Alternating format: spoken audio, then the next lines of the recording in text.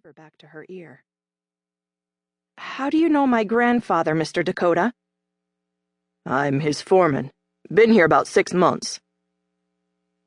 The fact that Gramps had willingly surrendered control of his ranch to a hired hand, a stranger, told her a great deal.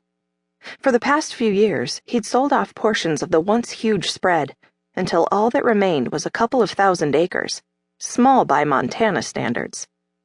He'd managed the Broken Arrow Ranch himself as long as she could remember. Hired hands came and went, depending on the size of the herd. But as far as she knew, he'd always maintained tight control of the day-to-day operations. Over the years, his letters had been infrequent, but in the last one, which she'd received after Christmas, 4.5 months ago, Molly had sensed something wasn't right with Gramps. She'd put aside the feeling, however, consumed by her own problems. "Tell me again what happened," she said abruptly, struggling to regain her composure. The man's first words had been such a shock. Much of what he'd said afterward had escaped her. "Like I told you, spring's our busy time, and yesterday your grandfather told me he'd be out to help check on the new calves. When he didn't show, I returned to the house and found him unconscious on the kitchen floor. Heart attack, I figured." Molly pressed her fingers to her lips to hold in a gasp of dismay. Cramps. In pain. Unable to breathe. Losing consciousness. It frightened her to think of it. With her mother and half-brother living in Australia, Gramps was her only family here. Her only connection with her long-dead father. "I got him to the clinic in town, and Doc Shaver confirmed what I thought. It is his heart. Walt has a pacemaker, but the walls of his heart are old and brittle, and it isn't working as well as Doc had hoped." "Gramps has a pacemaker?" Molly cried. "When did this happen?"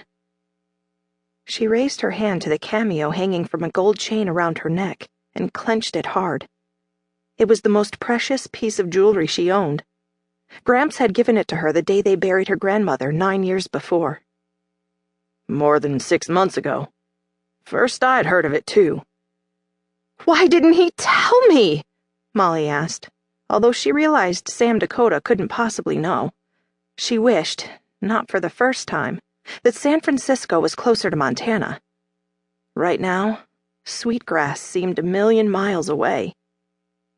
"I can't answer that. I thought you should know Walt's probably not going to live much longer. If you want to see him, I suggest you plan a visit out here soon." "What exactly is wrong with his heart?" It might have sounded as if she was avoiding the real issue, but she needed to understand Gramps' condition before she could even begin to think about anything else. Like her finances. And how she could possibly afford a trip to Montana now. "Do you know anything about pacemakers?" "A little. Just enough to understand that they emit an electronic beep, which assists the heart in beating at a steady pace." "Well, as I said earlier, the walls of your grandfather's heart are brittle, and it's difficult to get the pacemaker to function properly. Doc Shaver worked on him a couple of hours, but he couldn't make any guarantees. Said there's nothing more he can do. It's only a matter of time before his heart gives out completely." Molly clamped her teeth over her lower lip while she tried to take in what this man was telling her.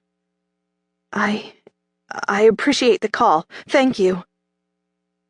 With each word, she felt herself more overwhelmed by emotion. "Not Gramps. Please, dear God. Not Gramps. Not yet." "Sorry to call with such bad news." How is he now?" She glanced toward the living room and discovered Tom and Clay standing in the doorway, studying her intently. A smile would have reassured them, but even that was beyond her. "Better. Will you be coming then?" the foreman asked. "I'm not sure." Molly didn't see how she could manage it.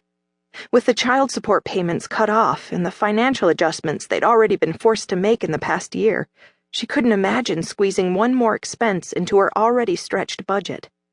Even a short trip would require at least a week away from her job, a contract position without